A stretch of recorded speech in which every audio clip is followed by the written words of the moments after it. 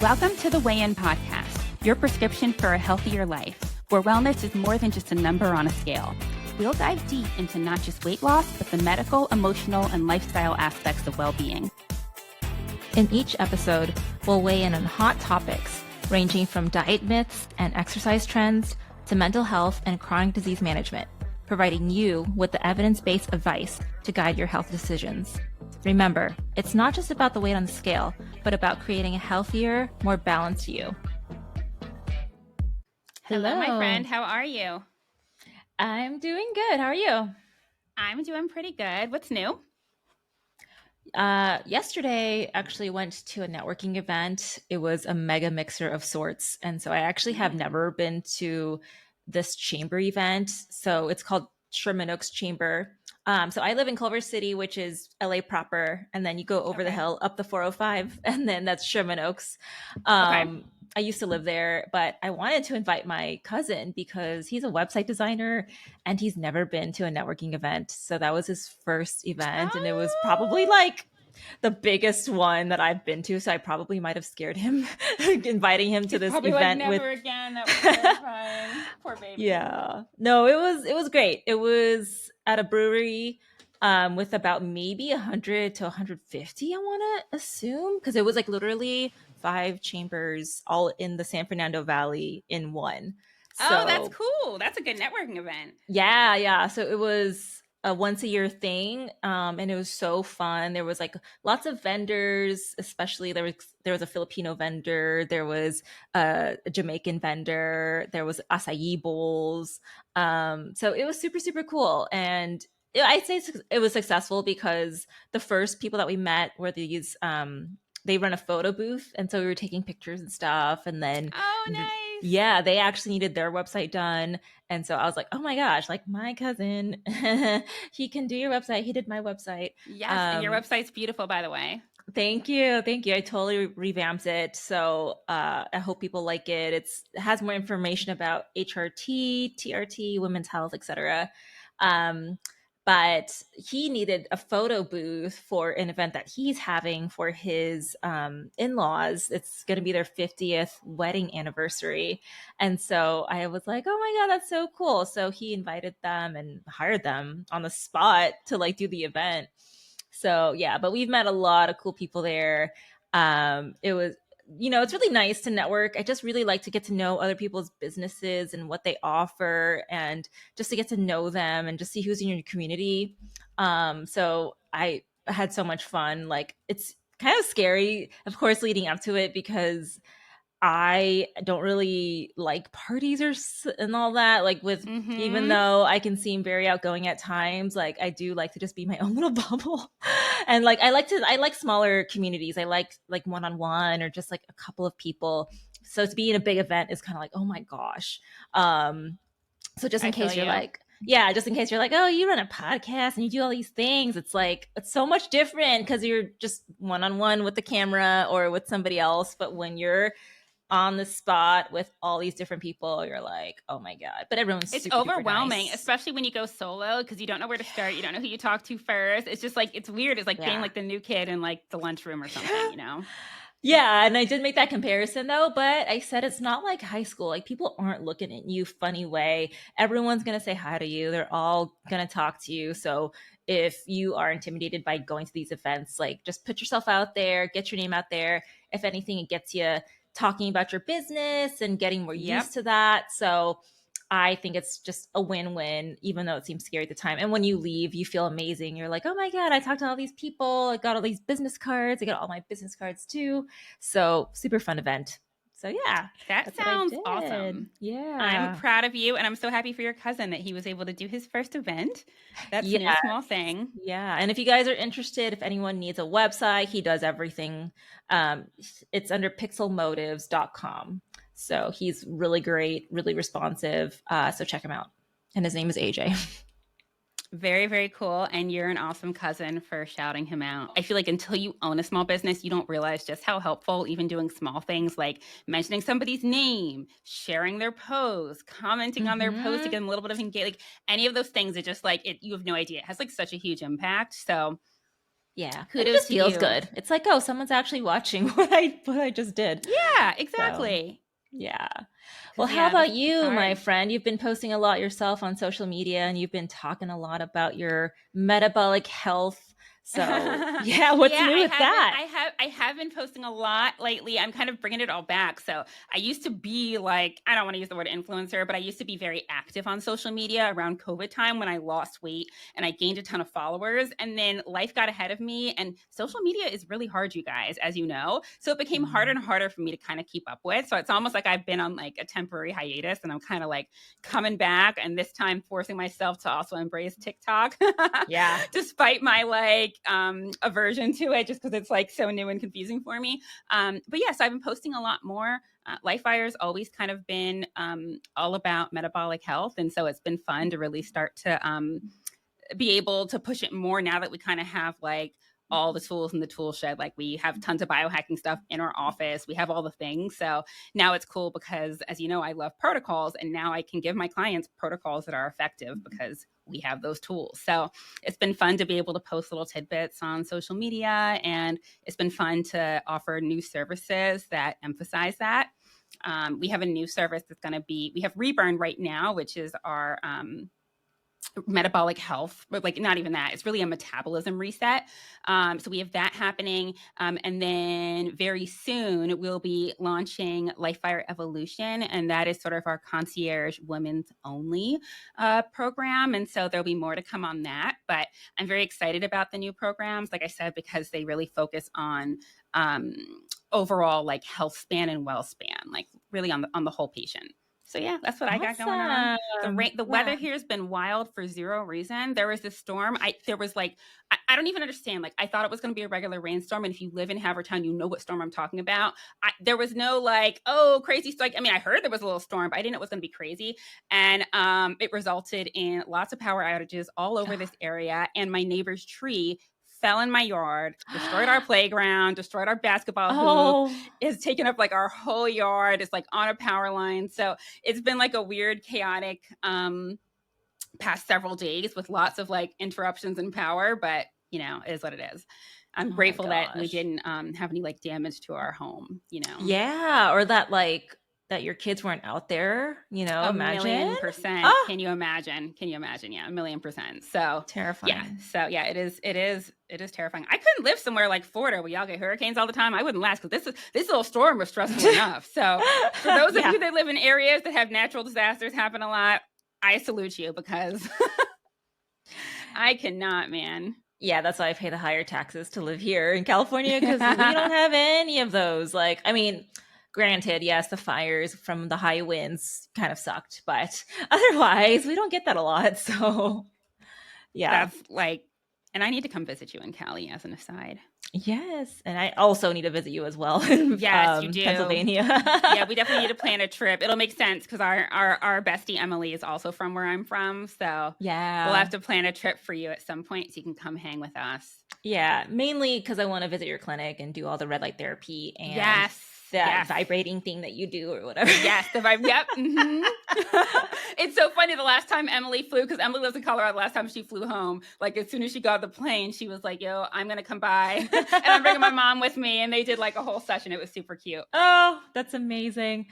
Yeah, well, this episode we're going to touch more on biohacking. So, in case you're like, what the hell are you guys talking about? We're going to go into more detail with Patrick. So excited. Cool. Yeah, All no, this is right. gonna be an awesome episode. Yeah. So, today's episode, we have the man, the myth, the legend, Patrick Stracuzzi. He is the founder of Stracuzzi Wellness, an integrative health clinic based in Kingston, New York, but treats via medicine in 35 states. There are multiple providers that have joined him at his clinic. The practice focuses on long term health optimization through personalized protocols that combine hormone therapy, peptide treatments, weight loss medications, and advanced biohacking tools. The clinic works with men and women, particularly those in their 20s and their 70s who want to improve their energy, body composition, mental clarity, and overall vitality. Their mission is to help people not just feel better, but perform at the highest level physically, mentally, and metabolically. So, welcome, Patrick. Thanks for coming on the podcast. Thank you. Thank you guys for having me. Super excited. And before we Yeah. even start, Zarina and I owe you a huge thank you because we first saw you at the Vegas sort of what was like the Vegas conference that we went to. Full disclosure, Zarina's a terrible example on me, and she kept making me leave to go drink during some of the lectures. But we were fully present for your biohacking We were lecture, locked and in. we were locked in. Yeah. Might have been the last Yeah, one of that the was day a that we were present for, and it was really good, and it really inspired and motivated me, and it's actually why I offer some biohacking tools in my office. So I really just want to say thank you because we've admired you from afar for a while. It's really exciting for us to Yes. have you on here.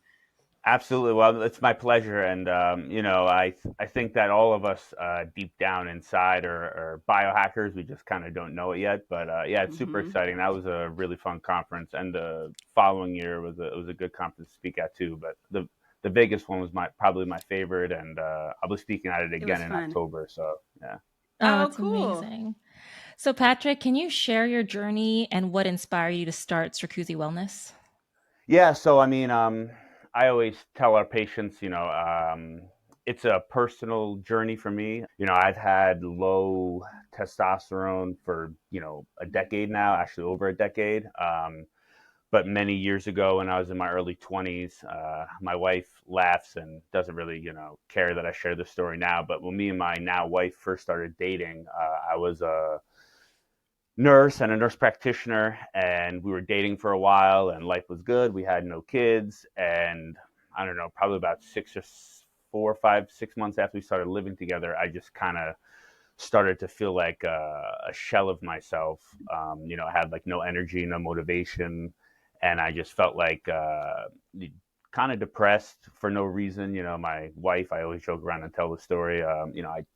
I was the mayor of the friend zone. I chased my wife for like a year and a half. We were really good friends. The moment I saw her, I told her, I was going to marry her. Like even when we were just friends, all my friends thought I was crazy. So I just knew that there was something off.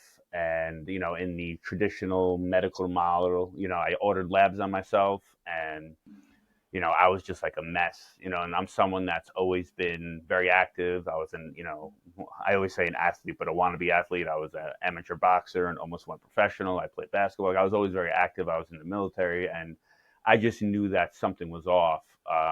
So I ended up having like really, really, really low testosterone, like critically low. And I went to my primary, and my primary is cool. He's old school. He talks to me like I talk to all of my patients, it was very like matter of fact. And he basically told me straight up, he was like, I don't know why, your testosterone is as low as he is. And, you guys know, and I think a lot of people understanding that, the traditional medical model just isn't the way to get long-term optimal health. So I had to see multiple specialists, endocrinologists, 4 or 5 different urologists, and like no one could figure out what was causing my issues. I had the testosterone of like a Wow. 90-year-old woman, and basically my insurance wouldn't cover testosterone for me, which is like the same spiel that men and women get today still, 10 years later. Mm-hmm. Um, so I always had a desire and an urge to start my own clinic. Ever since I was, a teenager, I always wanted to like,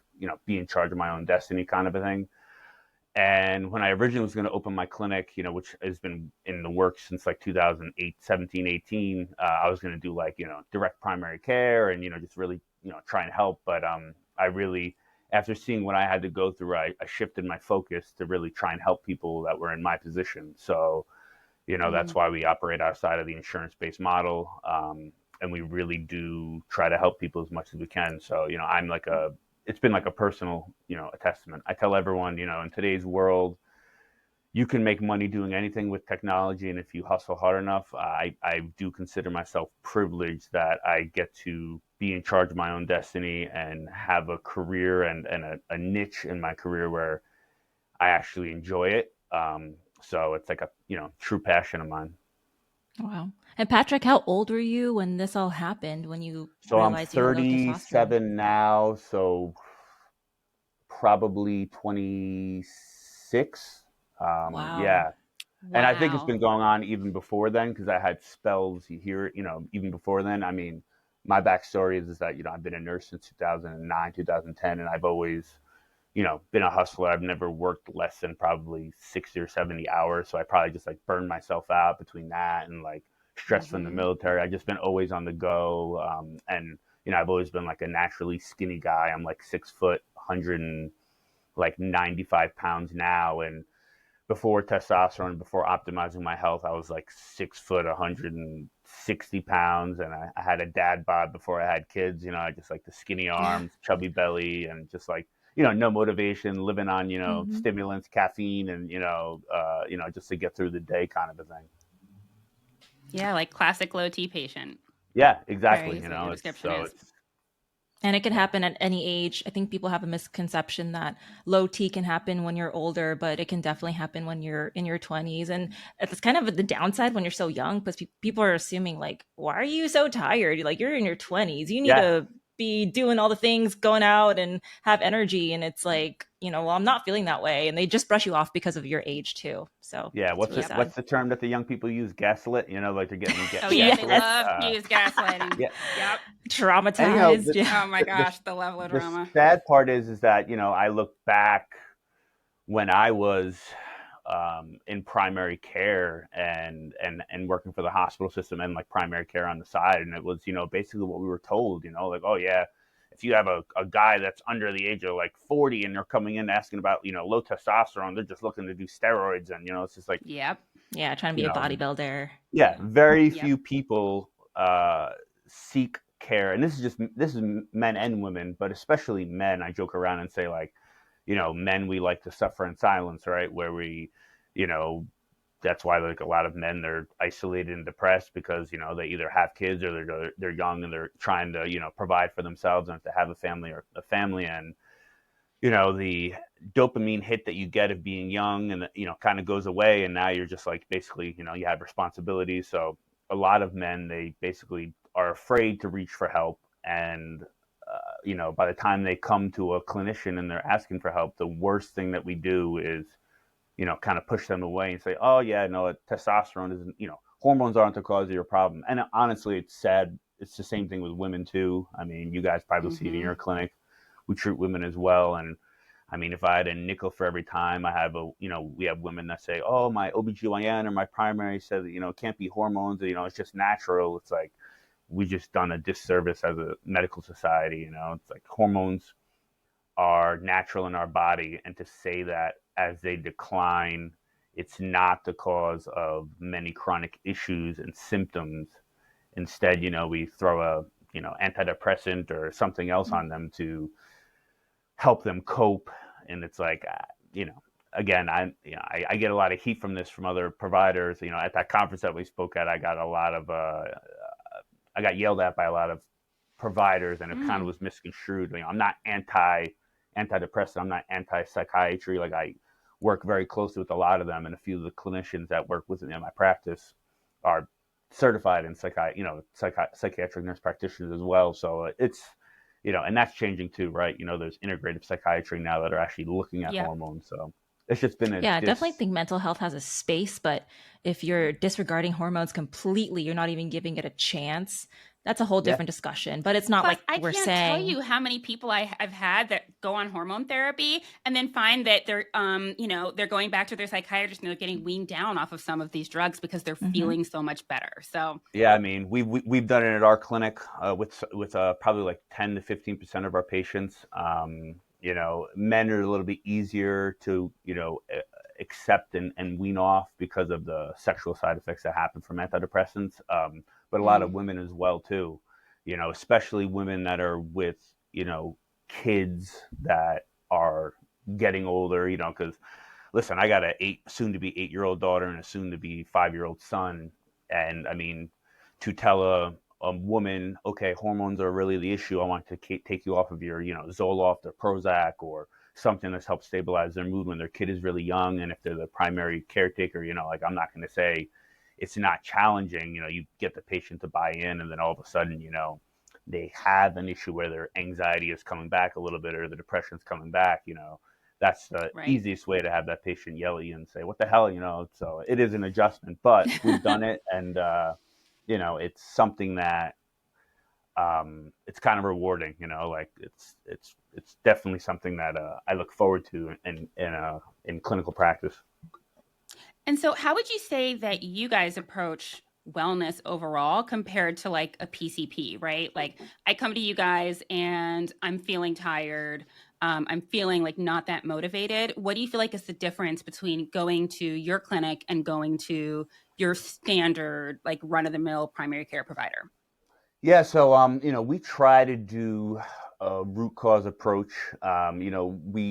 I like to say, we're not fully blown functional medicine. We're like kind of like integrated where we do it both. I mean, Mm-hmm. it's one of those things where, if you have a cut, if you're bleeding out of your arm, I'm not going to tell you to go, take some an herb to cut it off. Like obviously we're going to address the issue, but now we really do try to look at it as from like a whole person perspective, right? So like that's why we do a comprehensive lab evaluation.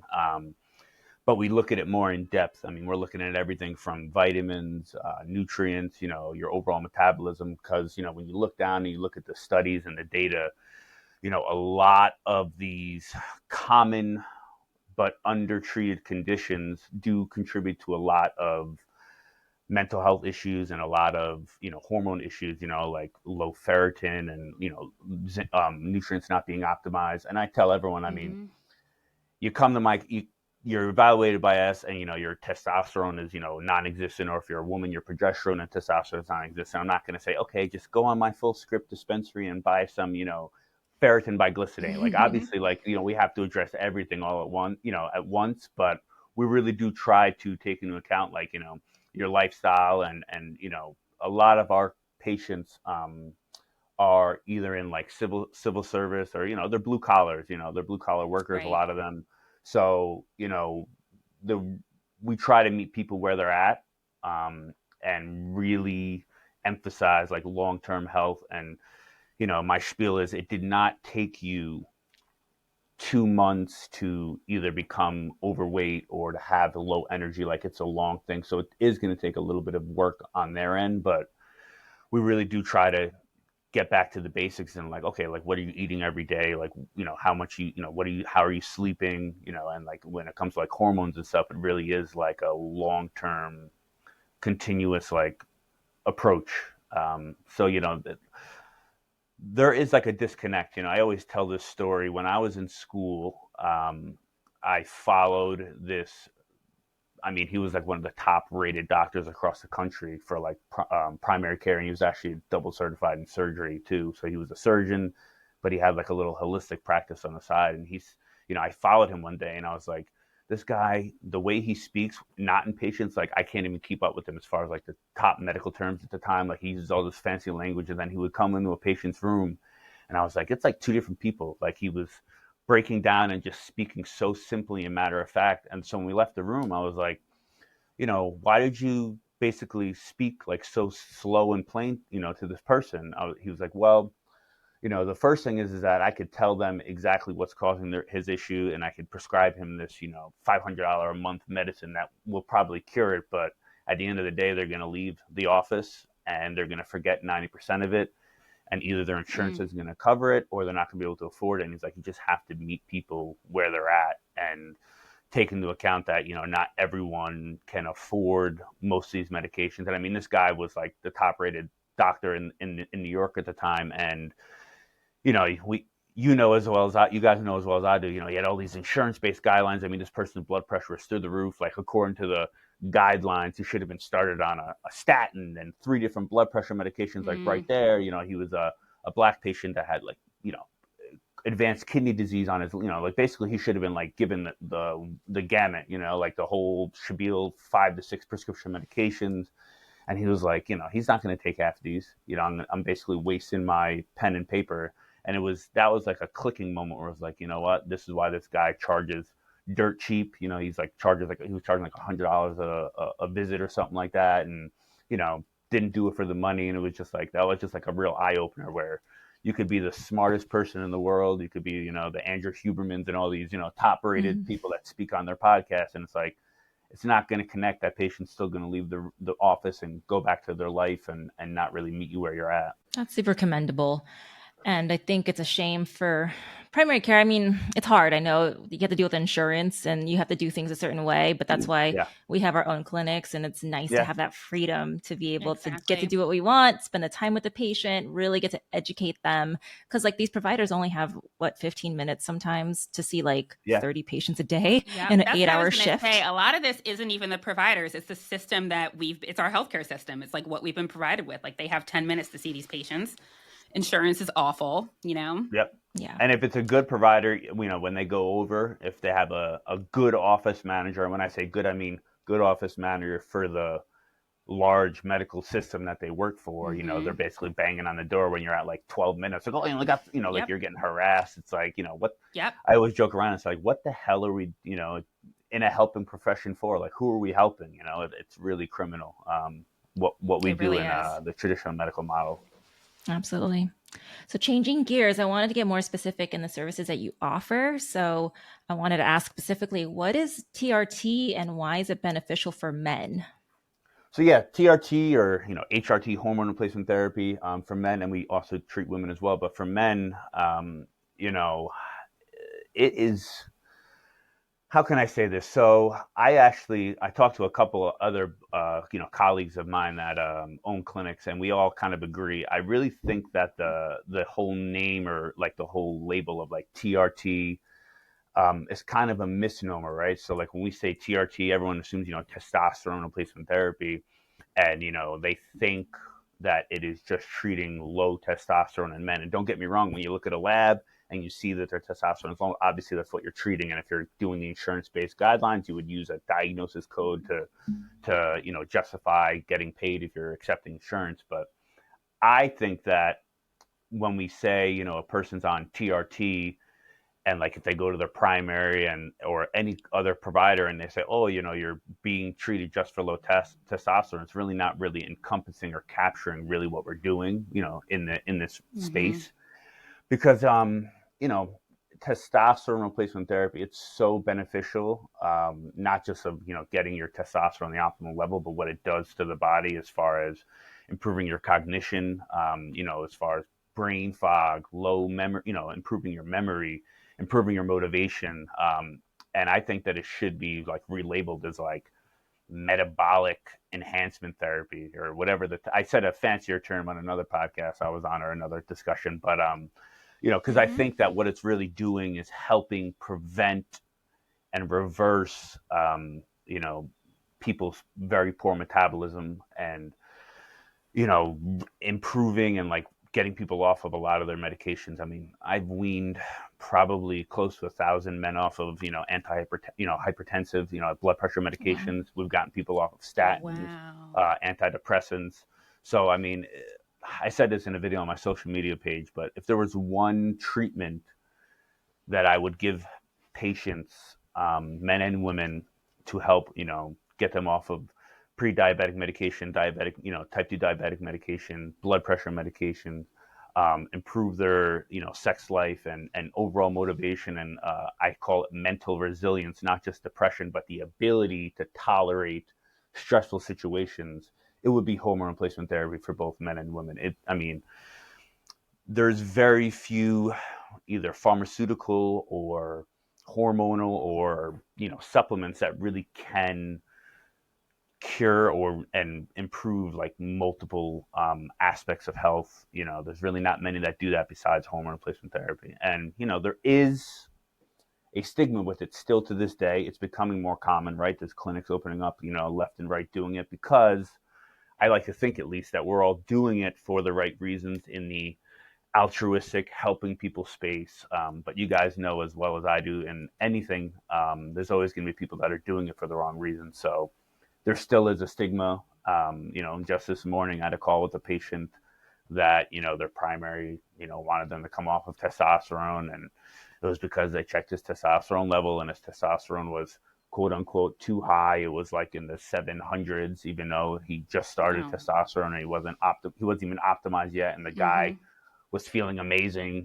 He was down, 15 pounds in like 6 weeks, and had the motivation, of a 25-year-old again. It improved. His marriage is improving. He just feels great. But that's a topic for a whole nother podcast. But yeah, it's unfortunately it's changing, but in medicine, it's you still have the human factor where there are still going to be clinicians that are resistant to change. So yeah, Yeah, I think there's a kind of like doctors feel like they need to chase numbers at times, and yeah, it's really a shame because, like you said, the patient's feeling great and they're yep, scared of this testosterone of 700. And to listeners that aren't aware of like free T levels, like you can go up to the typical range is usually 900 to maybe 1400 or so. yep, So 700 is like you can still go more, yeah, really. yeah. I mean, we shoot for Um, like a total testosterone, like as long as there's no side effects, you're not having any issue yeah. with your blood pressure or anything like that. We shoot, for most men anywhere in like the 850 to like 1400 range for your total testosterone. Free Hmm. testosterone of anywhere from like 35 to 45. Hmm. So there's so many different ways. And again, it's one of those things where obviously the symptoms are first, then the labs are second. We've had some patients that don't like how they feel, when their free testosterone gets above a certain level. So it's one of those things where, you have a lab marker, you have symptoms, you have guidelines, which we just take those and just scrap those out the window because they were written probably 30 to 40 years ago, and I think we have a better chance of a cyborg coming and running the world before the insurance-based guidelines catch up to where it's And actually I believe it with the way yeah, things are Hmm. happening. It could be possible. yeah, and it's unfortunate, what I mean. I don't ever want people to think that like we're going against the grain with everything, but it's just Right. like by the time true change happens, as far as like the guidelines meeting what we see in clinical practice and where it should be,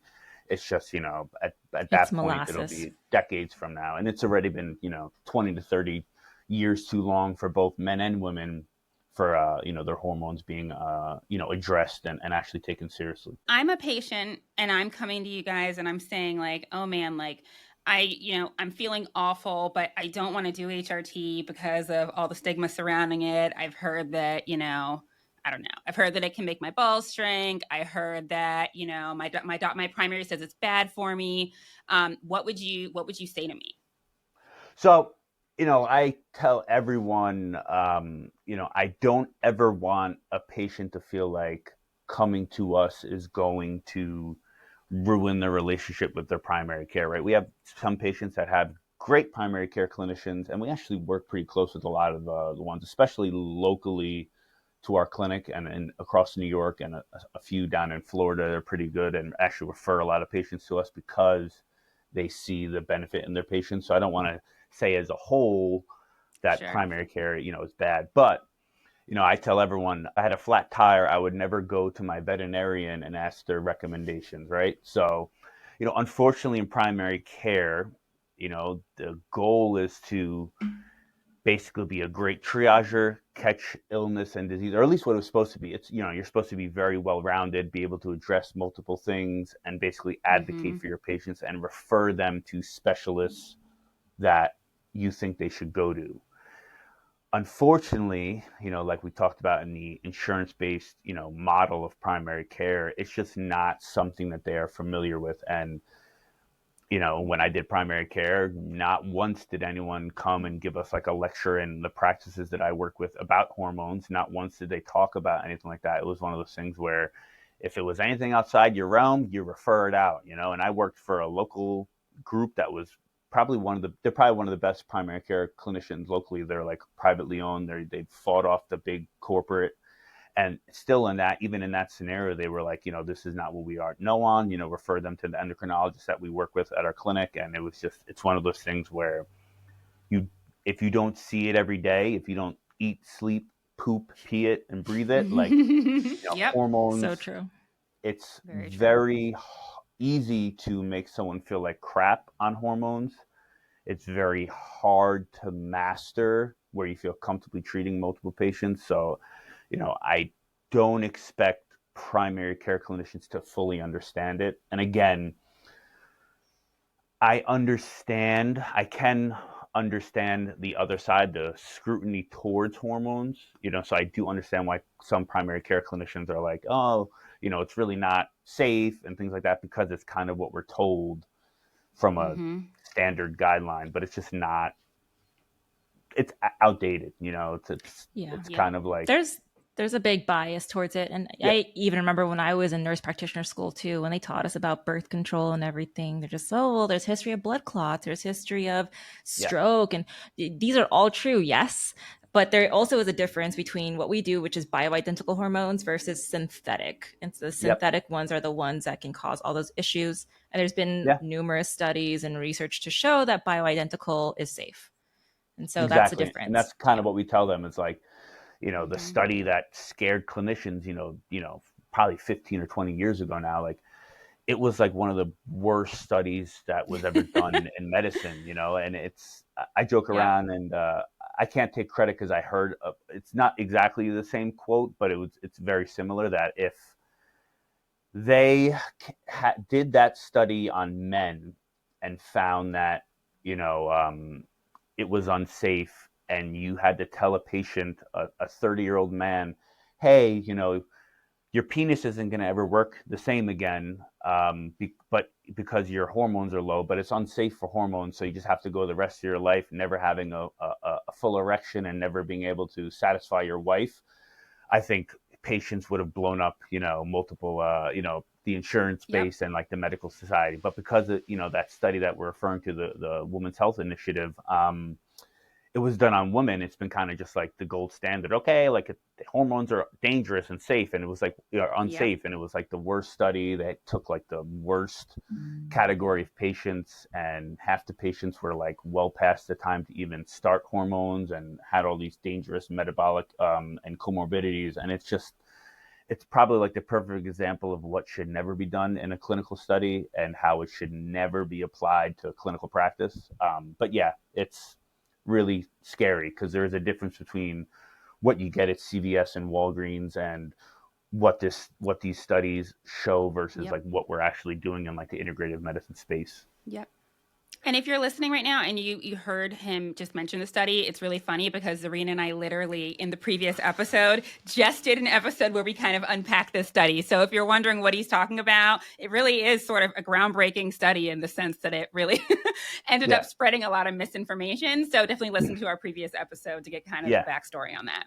yeah. It's really sad. Like I said, it's It is. and there's been so many other studies that have come out since then for both men and women showing how hormone, Yep. not only is it safe, but you're actually doing a disservice to your patients by not starting hormones when indicated versus keeping them. I mean, especially, testosterone, like you have a better chance of dying from a heart attack with low testosterone in men and women than from, optimized and even high.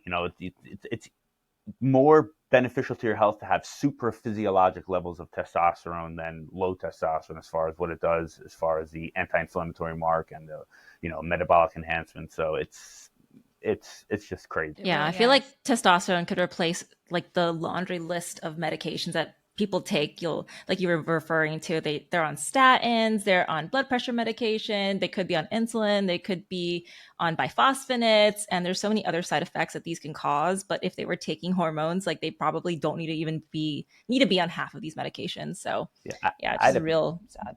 I had a patient that was getting prescribed from a hematologist erythropoietin to help boost her red blood cell count for like a year, and it wasn't working. And no one checked this poor woman's hormones, and the woman had like such low testosterone. I mean, her insurance I think was paying like 12 or $1,300 every 2 weeks for her to get an erythropoietin shot injection. Wow. And we ran labs on her. She had like the testosterone, like it was non-existent. Her testosterone was low. She had like borderline issues with her kidneys because of it, and the injection wasn't working, and she was getting it done in the office, so it wasn't an injection error. We started on hormones like, you know 2.5 months later. She goes back. She's no longer anemic. She's like doesn't look like she's a skeleton anymore. She's like feeling like $1 million, Wow. and she That's doesn't need the amazing. damn erythropoietin injection. And I mean, this is a case where I don't want to say where it was located because the hematologist might get mad, but they're upset because now they're not getting that high visit each every 2 weeks from the Mm-hmm. patient. So, but yeah, it's kind of criminal what ends up happening due to like a lack of awareness and a lack of appropriate use of hormones. Yep. And Patrick, when Absolutely. you're prescribing HRT, do you have a preference? As we know, there's multiple forms of HRT. There's pellets, creams, injections, orals. A lot of this is patient preference, provider preference, but what's your preference and why? I like injections. If we're talking testosterone, we do treat some people that no matter how many times we educate them, they are just needle phobic. But we do use cream in some patients. We've had some patients that didn't even want the cream and have tried like the new oral form of testosterone, and it's just not as effective. Mm, But I prefer injections. There's a couple different ways you can do injections. Obviously, like I prefer just a simple subcutaneous injection. And I myself personally, I microdose every single day just because I like how it makes me feel. I feel a little bit more level-headed. But yeah, there's so many different ways, and that's the beauty of injections. You can, change the dose, change the frequency of the dose. It's a lot easier yes. to manipulate to make it more Mhm. personalized and like biohack your protocol kind of a thing. Um, I'm not a big fan of pellets. I have, when I was in primary care, I did do pellets when I was doing primary care. And me personally, I don't find them very effective. It's just hard to adjust the dose and you're committed to that dose or you have to cut the patient back open. And, I don't want to upset people that do pellets. There are some providers that I know in other Yeah. clinics that love pellets and they can optimize their patients. Just me personally, it's very hard to dose and it's easier to screw up, harder to optimize, and it could just cause a lot of side effects. Yeah, I'd say my favorite one is just the one that the patient will take. So Yeah, if they're going to be exactly. Yeah, compliant Yep. on a pellet because they yeah, can't remember to take the exactly. meds, then get on the pellet. But yeah, no, I agree. Yeah. I'm the same I way. we actually completely agree. And so Zarina and I both offer pellets in our clinics, but a lot of the people that go on pellets are just the people who are like, I'm super busy. I'm not going to do hormones if I can't Yeah, do this. Yeah. And also like some patients come in and that's like what they want. But at the same time, I with Zarina, whatever people are willing to take, the nice yeah, thing about doing injections though is the fact that you can like adjust as needed. exactly. Plus, I Yeah, think I've got so many guys on testosterone and none of them want to do pellets. And I think they also just I don't know. I think they just like injection. Like you were saying, like there's Yeah. instant gratification. You can do it multiple times a week. yeah. So And I it's get it. easier to adjust. And I like it. It's kind of part of, Mm-hmm. because I'm a up at 4 a.m. every day kind of a guy and I microdose. So it's like kind of become part of my like routine, like, and I kind of miss it. Like if I Mm-hmm. travel, even if I'm like going away on vacations, most of the time, unless I'm going away for an extended period, like I'll take it with me. But like if I go away, I kind of like miss it. I'll like do my injections like for like 4 days and I'm like, oh, it's kind of empty, because I wake up, I drink like 2 or 3 glasses of water and I'll have my nice cup of black iced coffee and I'm like, oh man, like I don't have my injection to do this morning. But yeah, no, it's kind of like a habit, My Yeah. cocktail. Yeah, exactly. Yeah, exactly. My testosterone cocktail. Yeah. I want to ask a controversial question, actually. What are your thoughts on aromatase inhibitors? I was a proponent of them many years ago when I was doing primary care and doing a little bit of hormones then. And when I first opened, there has been like a big change. I think that it's a perspective of, which is a good thing, right? I think it's great. I think that in anything in medicine, if you get stuck in your ways and you don't adapt to the newer research, if that happens, when you get to that point, you need to get out of that space. And, because then you become the problem of like Mm-hmm. I call them dinosaur doctors where, they're getting older and they don't want to like adapt to change, whether it's like dealing with, stupid nurse practitioners or, Mm-hmm. you know, just like how medicine has been changing and evolving. So I don't use them anymore. And with everything that we're learning about estrogen, especially in men acting more as like a paracrine and an intracrine hormone, I have I haven't used them in a couple of years. I do have some patients that were with me since the day I opened in 2020, and they're like, "Wait, what do you mean I don't need an estrogen blocker anymore?" And I'm like, "Listen, like it's just not indicated anymore." So us men, we're very simple creatures where if we're find a therapy that works, it's very hard for them to change. And I still to this day have patients that like fight me on it until I tell them like, listen, if you want to take something that's going to defeat the purpose of you being on hormones, that's fine. But it really is a paradigm shift. So yeah, I am completely against them for men on testosterone replacement therapy because of what we know. Yep. Yeah. So Yeah, there was a study also. I guess it's sort of similar to the WHI study of sorts, where people got this stigma that, oh, we need to be using AIs because it's harmful for men. But it's turned out that there's estradiol in men as well, and that testosterone actually converts or metabolizes, aromatizes into estradiol. And that's where you get all the benefits of testosterone as well.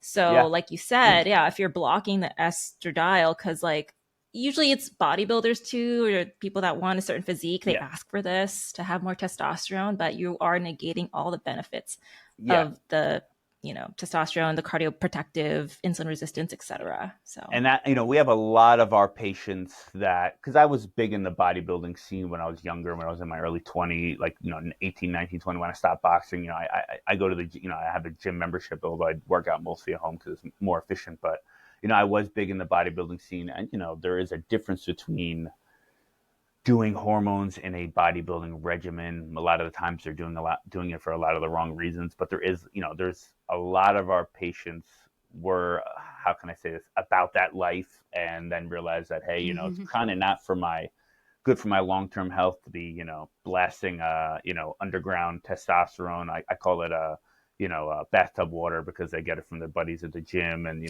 they're doing it for all the wrong reasons.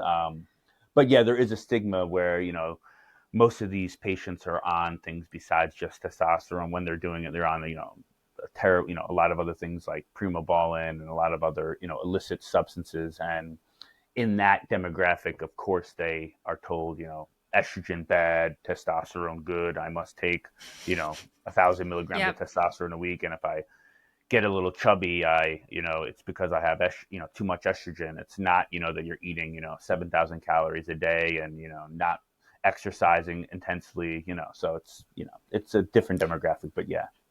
And just to rewind back, for those of you that are listening, aromatase inhibitors, these are meds that block aromatase. That's the enzyme that converts testosterone into estrogen. So it's used to lower estrogen levels in the body. Like a really common one is anastrozole. It actually is used like for breast cancer treatments for that exact reason, Yeah. because it helps estrogen like feed the tumor. So in this situation, what we're referencing is the fact that it used to be that people would take aromatase inhibitors to lower estrogen while they would do it always in conjunction with testosterone therapy. Yeah. And that mindset, there's been a shift, and this is no longer a thing. It's so funny, Yeah. Patrick, because you probably remember when I sent you a message, because I had a young kid that was really persistent, like came to me specifically for that, to the point where I was like, let me just reach out to a colleague that does this all day and just make sure I'm not Yeah. going crazy. And you reiterated sort of what my mindset was, but it is very interesting that Yeah. It's, because, everything has shifted. what we're finding now is that, the benefits of testosterone and hormones, like, it's at the tissue level. So, the way the aromatase inhibitors do, they're going to block the conversion, but, when you do that, you're actually blocking where estrogen has its most effects, as far as inside the tissue, inside the bones. So yeah, when you block that conversion, you're basically negating a lot of the benefits. And I mean, I can attest to it. I've never had them take an AI ever, even before like the paradigm shift. But I've never, the biggest thing that people worry about is, oh my God, if I don't block my estrogen, I'm gonna, get gyno or man boobs, which is, from in Hollywood and stuff, from the old school movies back in the '90s and early 2000s. Like it's not what happens with a proper protocol of testosterone replacement therapy. Right. And I find that patients tend to realize like, oh, why am I crying more? I'm more emotional or something. I feel like it's just a placebo effect, because Yeah. when you're on hormones, you kind of lock in more to your what's happening, and you want to correlate that with what you're taking, with what's new. I just find that it's a placebo effect in case men are worried, like, I don't want my estrogen too high. I don't want to be a girl. Yeah. So Yeah, exactly. It's men, how can I say this without offending a lot of men that might be listening or watching? If that is the case, if having a little bit higher estrogen levels makes you more in tune with your emotions, that's kind of part of living. Where, you know what I mean? Do you want to be just like a shell where you're not, like some guys like, oh my God, I was watching a movie with my wife and I started crying. I'm like, okay, well, like, when's the last time you cried then before that? Like, what I mean? Is that such a bad thing? Mm-hmm. Like, you want to be, like, I don't know, but it's a placebo effect.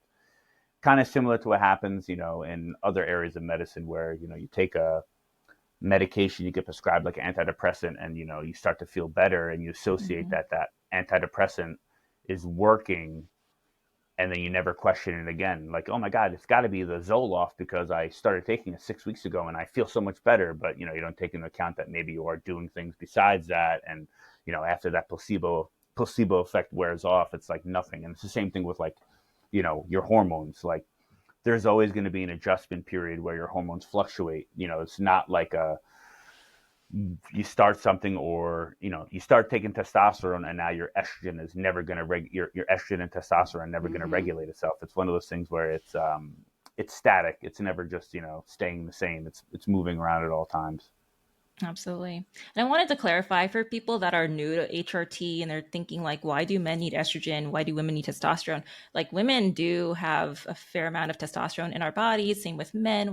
They have a fair amount of estrogen as well. So that's why we do what we do to help optimize all of these. You have to optimize everything for it to work together. But I Absolutely. wanted to switch gears. We've been talking about men. Let's talk about women. What kind of therapies do you provide to women?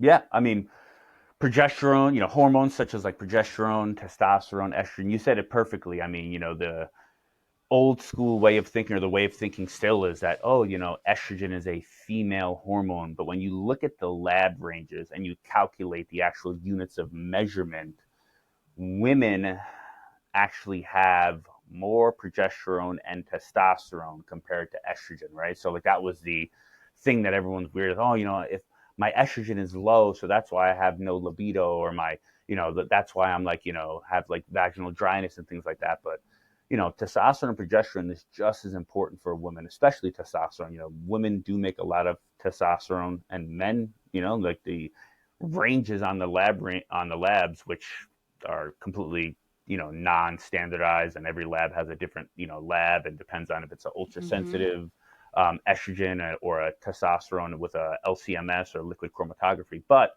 in general, you know, women need testosterone, men need estrogen. It's all about like a balance. It's so. But yeah, we do. We offer like peptides for both men and women for like health optimization and overall health and longevity. Hormones. We obviously have more men on hormones than women because it Mm-hmm. is more accepted from a patient standpoint. Like, men see the benefits. I say this jokingly, but kind of meaningfully. Men, we are simple creatures.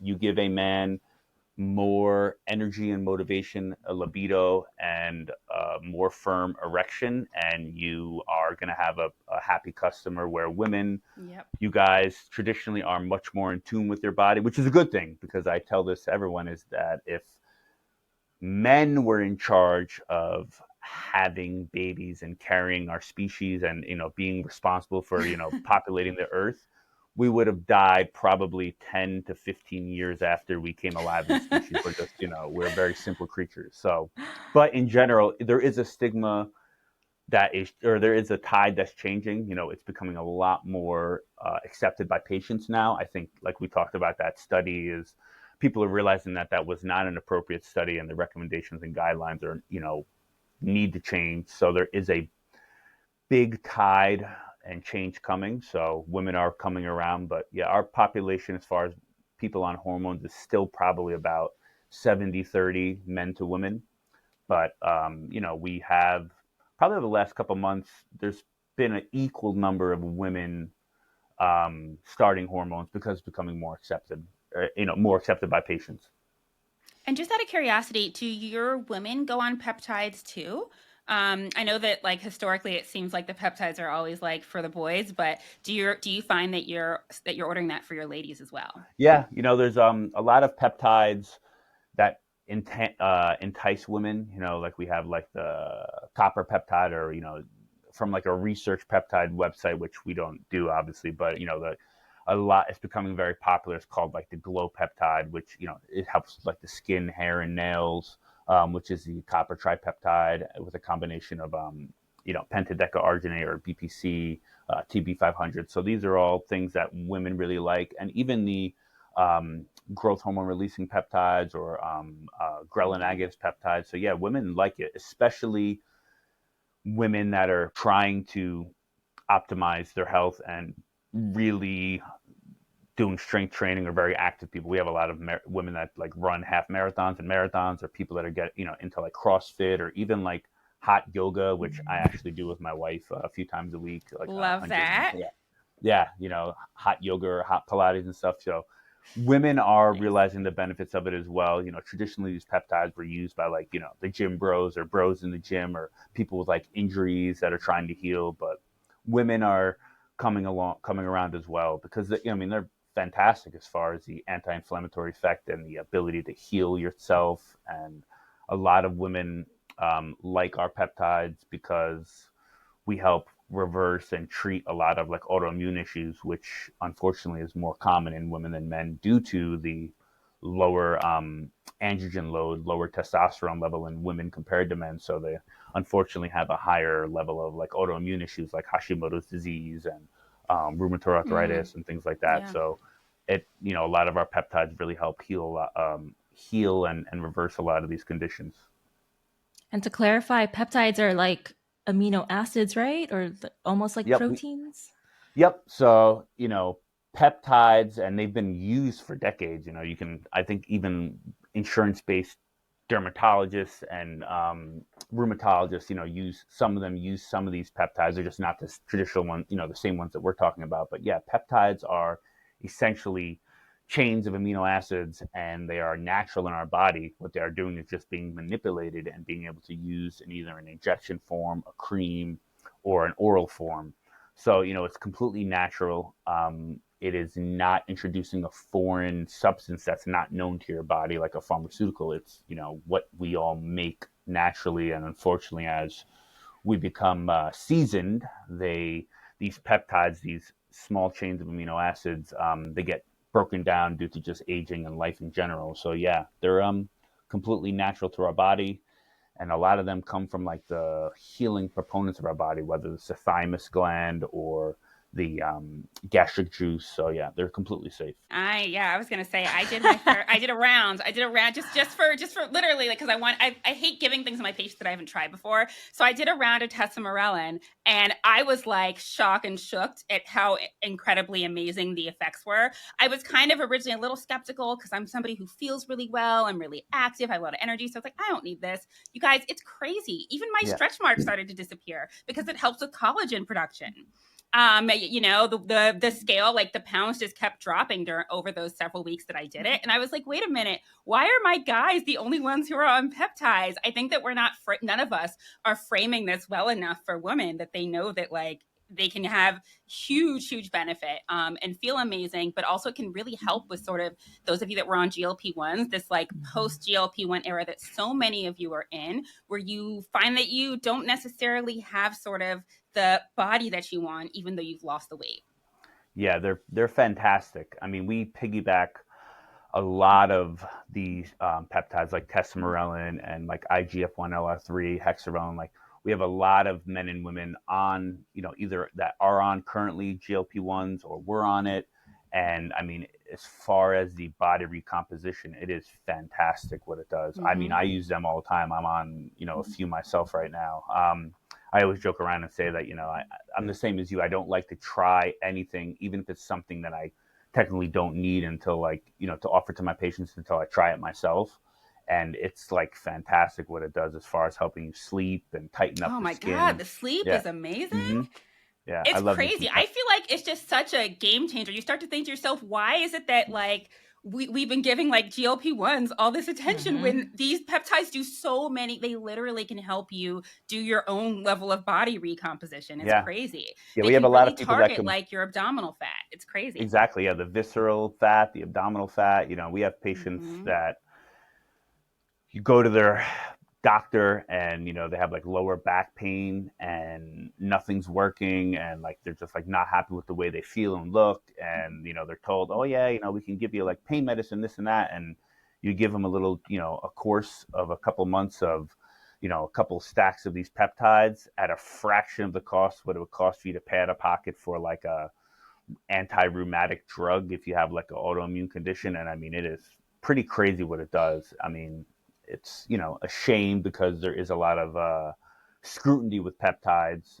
Yeah. But, And a lot of stigma. Yeah, and I have a coworker. She has rheumatoid arthritis, and it's so sad. She's like already probably 70, I'm assuming, and she's still working because she can't pay for these anti-rheumatoid arthritis medications on her own. So insurance is covering it. These meds are so expensive; they're like thousands of dollars a month. yep. But imagine if you're on hormone replacement therapy or peptides, and it could just completely change the game and help you out, and it's a lot more affordable. So The sad part is that there's actually studies showing the benefit of these peptides for, the osteoarthritis and rheumatoid arthritis. Back in the day, there was a study where patients were put on Samoralin, one of the peptides, compared to, I don't know if it was Humira or one of the anti-rheumatic drugs, and they did an MRI before, during, and after treatment, and they actually took MRIs of these patients' hands, and the nodules got significantly smaller with courses of Samoralin versus the one of these anti-rheumatic drugs. And wow, of course, that's insurance crazy. doesn't cover it. Didn't cover it, but there's studies supporting its uses. Over in Europe and other countries, they've been using peptides for decades. And it's just mark my words, these peptides, one of the reasons why there was scrutiny on them, starting about a year and a half ago, was because of its effectiveness. A lot of times there was a patient say, oh, I was told that these peptides aren't safe. I've had more side effects myself, and my patients, I could attest that they've had more side effects from taking an aspirin or a Tylenol or over-the-counter supplement than peptides. But big pharma is eventually going to get their hands on these. That is why there's Yep. scrutiny. It has nothing to do with the safety. I Yep. would say within probably 5 to 10 years, you're going to be going to your rheumatologist with these conditions, and they're going to order you vials of either testosterone, Samoralin, hexarelin, IGF-1. And instead of going to a clinic like ours where you can get them at a fraction of the cost, they're going to order it like CVS or Walgreens or maybe a specialty pharmacy, and your insurance is going to be charged like $3,000 for a vial that would cost Yep. you like $200 or whatever, Yep. if you went to a clinic like ours. So that's a whole another topic where the the greed and money in medicine is really where the issue and the problem is. But I am excited that they still are available, the peptides. I'm hoping that all of the peptides that used to be available up, about 2 years ago, come back soon. But until then, there's plenty of other peptides that we offer and other options. So Totally agree with your little conspiracy theory that big pharma doesn't want doesn't want the world to know, because yeah, I'm telling you guys that are listening, if you have not tried peptides, it literally, to me, it was like as close to a magic wand as you can think, just because I didn't have any like yeah, negative side effects. Maybe some people do, but I can't tell you like one negative thing other than the fact that you have to inject it, you know what I mean, if you don't like injecting or if you have sensitive skin. But I'm telling you, like, if the world tried peptides and they were aware of it, I feel like everybody would be obsessed. Now, I'm piggybacking off of what you were saying, Patrick, with big pharma. It's so true. Like, they can't monetize off of hormone replacement therapy because it's just natural testosterone, progesterone. Like, unfortunately, it's not something that they can make money off of. So that's why if people are afraid, like, well, this is not FDA approved, like, you have to look at the yeah, reason why. It's because it's something that they can't make money off of. So they don't want to yeah. approve it, of course. Yeah, So exactly. The whole approval, the way that meds and treatments get approved, there's a whole process that, I'm not going to pretend that I have all the insights on it, but it's basically, you have to jump through hoops to get something FDA approved. And even though something is effective and is working, if there's not a vested interest, and when I say vested interest, I mean money behind it or a way for someone to make, large amounts of money off of it, it's very hard for it to get approved. So that's really where it all comes down to. Yeah, and these reps are going to dinner with these doctors, and especially if they're trying to push their product and they're like, hey, we can give you an incentive or something. Or even if you're at the hospital, like there's best practices alert. Like when you have a patient that has, say, high cholesterol or something, and you don't give them a statin, it's going to be like, wait, why aren't you doing this? It'll Yep. kind of punish you in a sense if you don't give them a statin. So just in case you're wondering, like, why are people still on these medications? There's different incentives and different policies that unfortunately like traditional medicine providers have to follow. Yeah, it's very unfortunate because, now, technically the rep can't go in. And I used to work, I remember back in the day when it still would happen where the rep would go into the office and basically give the providers in the office a check, or there'd be some type of, financial incentive. But now they kind of hide it, where instead of them going and giving them a check for $5,000, it's, oh, how about I take you and your whole office, out to dinner. And then at the dinner, they're having oh, now that, it's in an unofficial place, I want you to speak at, this big symposium, and I can't pay you to promote my product, but I can pay you to give a talk to 1,000 other doctors. And it's not to promote the product, but it's to talk about this condition. And the speaking Yep. engagement is going to be a $10,000 speaking engagement, not to promote my statin or my drug or my antidepressant, but if you do agree to do this speech, I'm paying you for your time.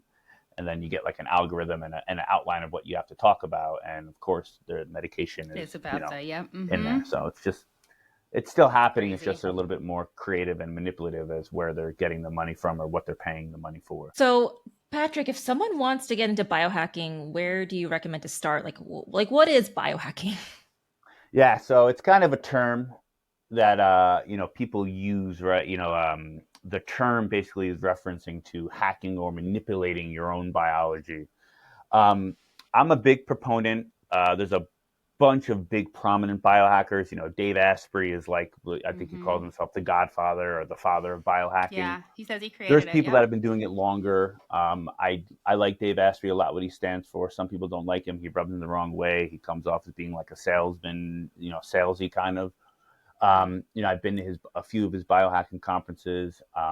So I do like people. He's got a few books that are actually really great. I've read all of them. And they do go over a lot of the basics of biohacking and what it is. I also like a gentleman named Ben Greenfield. He's got a podcast as well, and he's like a personal trainer, strength coach for like very high end, like professional athletes. And he also, I think now is partnering with, I think it's called 10X Health, which is like a whole platform of a lot of people with money that are getting into the wellness space as well.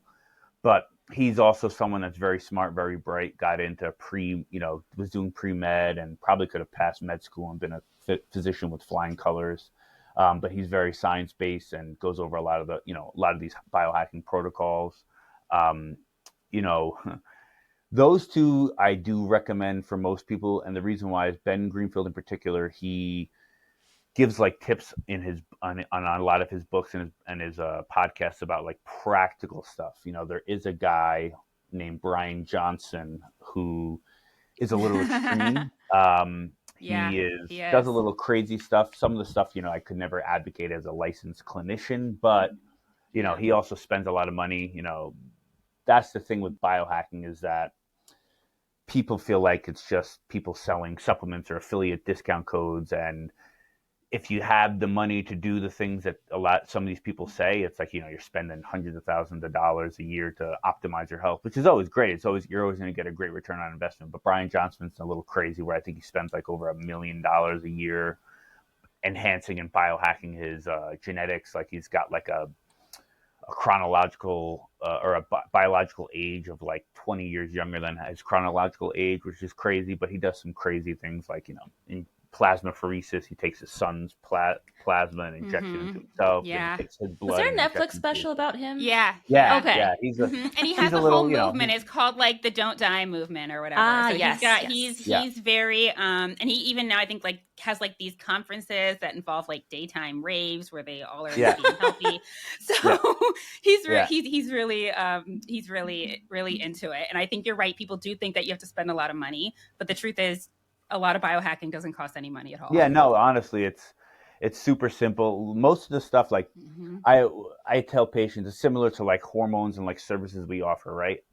I always want to offer what is going to move the needle the most. It's like if you are 300 pounds and you want to lose, 100 pounds or 150 pounds, but you can only do a few things, I'm not going to tell you to get out in the sunlight. Like I'm not gonna say, all right, go out in the sun and that's gonna help you lose weight. Like, no, like you need to like exercise, you need to like, really do, factor into what you're eating, how you're eating, when you're eating, and just get regular movement into your life. So it's all about like the person in front of you. But a lot of these things are free. Like a big one that everyone does, and I have a cold plunge myself, but like it's like cold therapy or your thermogenesis. Like I have a very fancy cold plunge. It's got ozone in it. I use it every, at least 3 to 4 days a week. It goes down to 39 degrees. Oh, It's wow. self-cleaning, but you don't need that. Like before I bought my cold plunge, it was a pain in the ass, but I would literally fill up my bathtub with buckets of ice and I would carry it up the stairs. And I just was like, you know what? It's worth the investment because I was sick of doing this for 30 minutes a day. Me and my wife would carry up buckets of ice and then we would spend more time getting the bath cold Yep. enough where it was beneficial than actually sitting in it, especially during the summer months. So I said, you know what, I'm just going to buy a cold plunge. And I got the one, I have no affiliation with them, but I got the one that was on Shark Tank. It's literally called the Plunge. And it's like, it was like $6,000 or $7,000 at the time. It's got ozone in it. It's like the one that could keep it so it doesn't freeze during the winter because it's in my 3-season family room. So yeah, I mean, that and infrared sauna, if you have access to a gym that has it, all it takes is, an hour a week total of really hot therapy if it's infrared or a regular steam room. And there's data showing that all you have to do is a total of like 11 minutes of cold therapy a week. So, you could split it up, a couple minutes a day or just do one cold, session a week, 11 minutes at a time, which depending on how cold you're getting, it's kind of hard. 3 minutes at a time isn't bad, but you know, Yeah. it's those are things that are simple. And then there's obviously the red light. There's infrared devices you can buy, which I have a bunch at my house. My house is like a little biohacking studio, but it's also something that I use. Yeah, I think Sephora even has like a little mask you can get. Yeah. But I wanted to ask, what are the benefits of all these, the cold plunge and the infrared sauna? So I like cold therapy, and there is a lot of studies coming out and people saying that it might not be as good as people are as we are touting it to be. But I mean, the benefits of cold therapy are pretty remarkable as far as enhancing and improving your metabolism. And they have studies of like people's brains being hooked up to an MRI that actually will increase the dopamine level and help with focus. And also, traditionally cold therapy really was only used by athletes for like recovery, like either endurance athletes or like professional basketball players and football players. They would go into a cold plunge after a match, after either a football game or a basketball game, and it helps with like swelling and inflammation locally to the area. Like Russell Westbrook is a professional basketball player that, recently that he's been known, he goes and does like cupping and cold therapy after like almost every game. He'll go into like an ice bath in the locker room. But it really does have metabolic enhancements. So it actually will speed up your metabolic rate. And the woo, or what people, in the biohacking field, what we say is that when you do what's called thermoregulation, where you go from very cold to normal to like very hot temperatures, what it does is it's basically adapting and adjusting your metabolism, and it's adjusting your metabolic rate. So there is a lot of benefits. And like heat therapy, like I have an infrared sauna in my house, not a very fancy one. It was like $2,000 or $3,000. It goes to 100 and whatever 65 degrees Celsius is. I don't know it's like 140 degrees, I think. But you do that for 20 to 30 minutes at a time. And I mean, there are studies showing that cold or infrared sauna is actually mimics and is more beneficial than exercise. Now, I never would recommend anyone not exercising, but as far as the calories you burn, because I have an Aura ring and I actually will track it, I'll burn like 250 to 300 calories in a sauna. Um, Wow. so, I mean, and also I'm someone that I just don't sweat unless I'm like in a very hot temperature. So I feel like I don't like detox or clean out my body. But yeah, sauna is, beneficial, and it's, there's a whole mental part too, where it helps relax the body, relaxes the mind.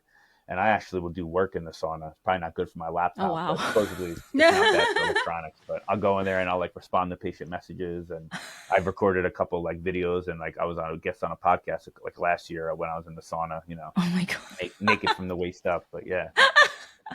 I'm Yeah. surprised that your equipment was still fine, because when I put my phone in there, it's like, It's oh, I'm like too hot. overheated. Yeah. Yeah, Yeah. Yeah. yeah. Well, the infrared sauna, it doesn't go as hot as like a traditional like Ah, steam one, so that's the issue. They got it. say it's good for it, but full disclaimer, this is another laptop that I'm on right now because the one that I used last year did break. Now, I don't know if it was from the sauna or not, but I do know that my Aura Ring, I don't take my Aura Ring in because it tells you not to go above, I think, 125 degrees Fahrenheit on like the Aura. Like I have an Aura Ring at our Yeah. clinic. We do like the Stello CGM device, which I usually wear one, but I forgot to put a new one on before the podcast. I wear it for like 14 days at a time just to see, Hmm. what food's spiking my blood sugar and stuff. But now a lot of these wearables, they all coordinate and they adapt to each other. So like I could literally see my blood sugar on my Aura app, and it'll tell me what it is, and then you can kind of say like, hey, maybe I need to walk for 10 minutes, to lower my blood sugar, kind of a thing. Yeah, I'm a big proponent, and I think Katie is too, of the Aura Ring, because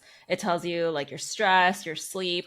And I was amazed. Like last weekend, it was pretty social activities with like my family, and then the next day I hang out with friends. But like it was actually registering as stress, which is really interesting, because you think that like, well, I'm having fun, but yet your body's like, well, you're stressed out, even if it's good stress. So it's just Yeah. good to monitor those things. Yeah, the same thing. I Um, was hanging out with my kids at like a play, there was like a local concert, and everyone was having fun. I was, me and my wife, we don't drink, but everyone else was, like people who have kids around the same age as ours that we hang out with. Everyone was like relaxing. Our kids were dancing, and like my Aura Ring picked up that I was like engaged and in stress. I'm like, this is nothing. Like this isn't stress. Like, but yeah, so it's not 100% accurate, but it is crazy what it does for like heart rate Sometimes it's spot variability. on though. Sometimes Yeah. I'm stressed on the inside, and it's like yeah. you're Yep. stressed. I'm like, how did you know? I literally haven't told anybody. So it's pretty Yeah, impressive. and for ladies that are still getting their periods and stuff, it's very accurate as far as telling women when they're ovulating, when their periods Mhm. do. It's pretty remarkable. I mean, it's kind of scary what they're going to do. They're going to replace humans altogether. I think technology and wearables, but yeah, Mm. Yeah, I like it personally for cycle tracking as well. Like it can actually definitely give you a range of when you're going to get your period. And I think it's cool knowing when you're in your luteal phase, when you're in your follicular phase, because yeah, it does explain some of the changes that happen in your body, and like why you respond, why you're more irritable, because you're probably in your luteal phase. So I think it's very, very cool. And if you have HSA or FSA account, like you can get it yep, reimbursed to get the Aura Ring. Because I know the price can be a little bit intimidating, but it can be reimbursed with insurance as yeah, well. Totally worth it.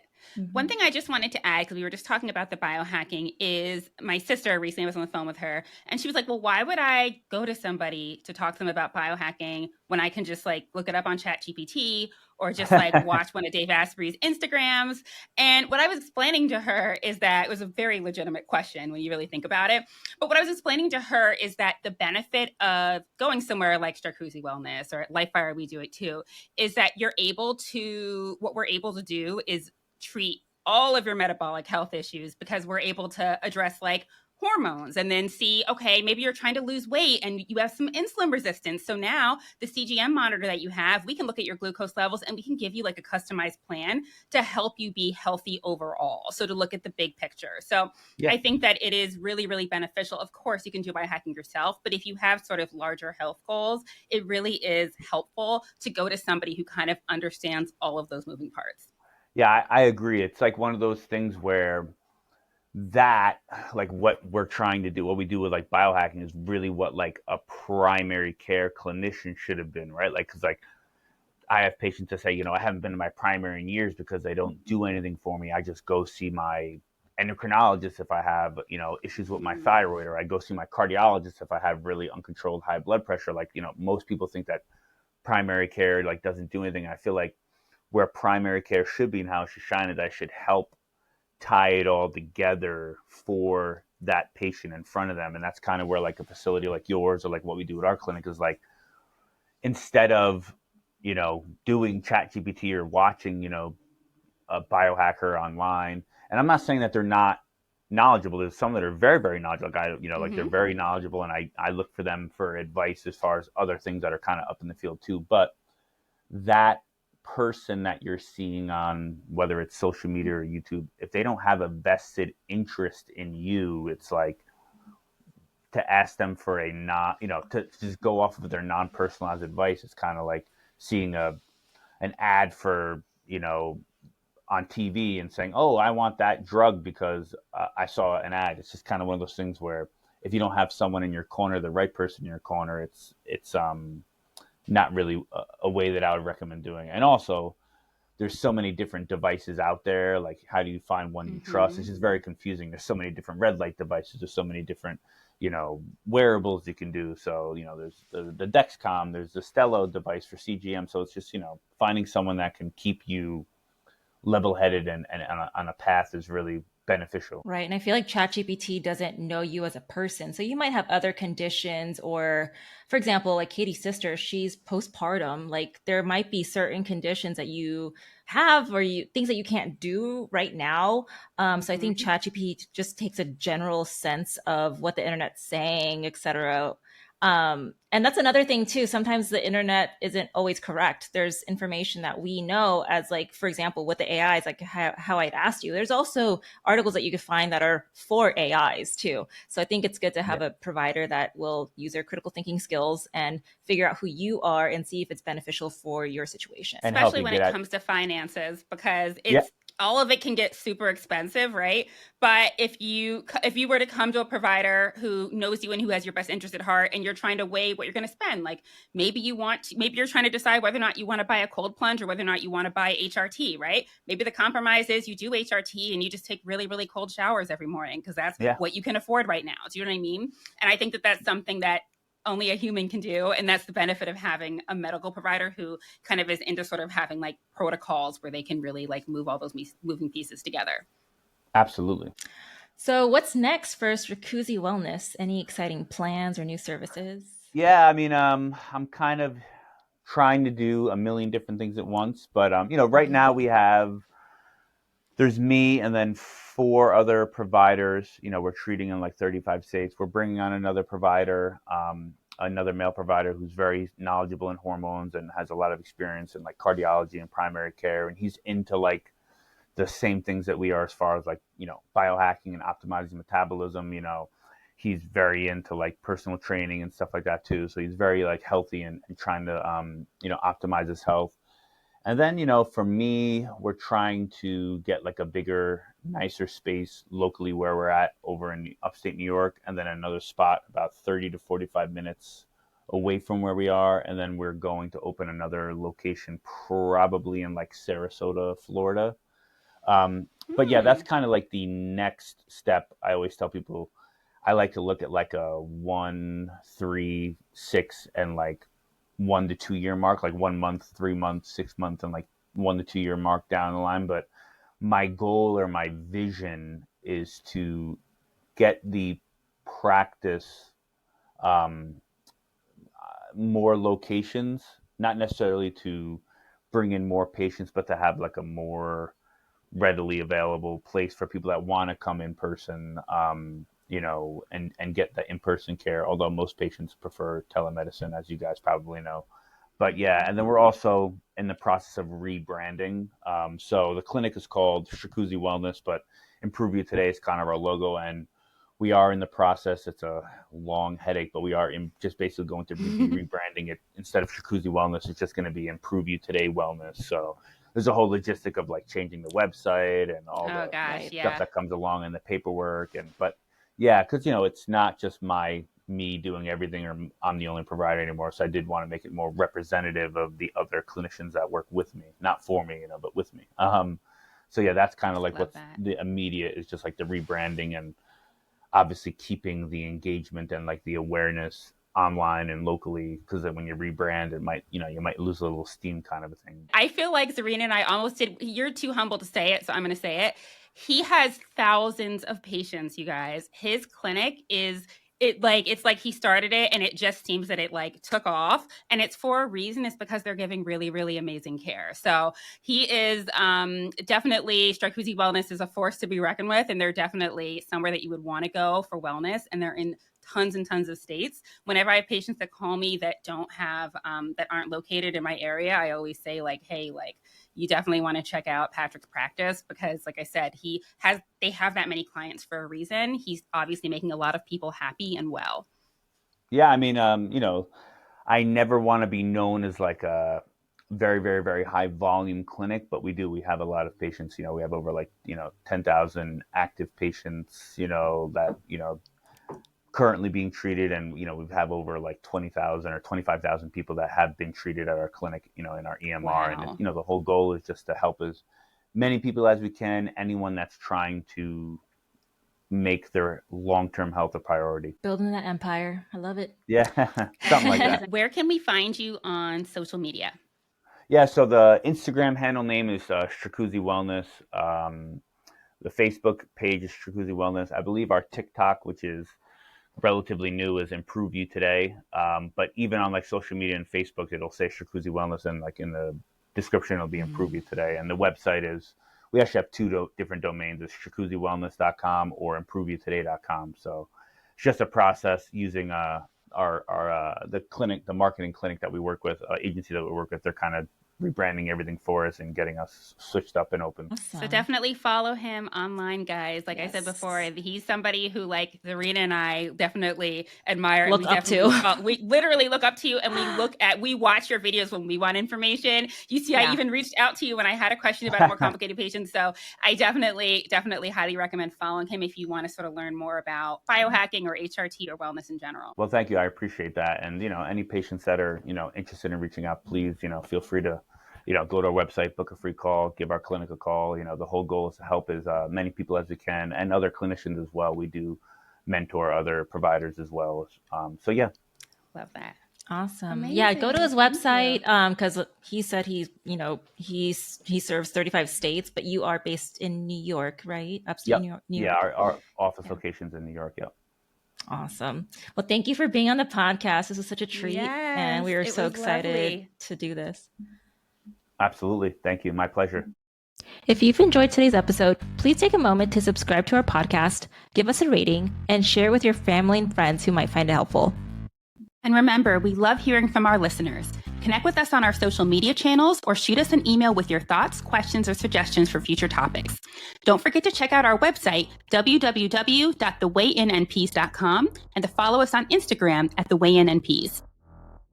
If you need one-on-one help with your weight loss or wellness journey, book a private consultation with us. The A-List Clinic can be reached at www.thealistclinic.com or on Instagram and TikTok at The A-List Clinic. And my clinic, Lifefire Weight and Wellness, can be reached at www.lifefireweight.com or on Instagram and TikTok at LifefireWeight. Thanks again for tuning into the Wayne Podcast with your hosts, Katie and Zarina. Until next time, take care and be well. The information in this podcast is for general information only. It is not intended as medical advice and should not be relied upon as a substitute for medical consultation with a qualified medical provider familiar with your medical needs.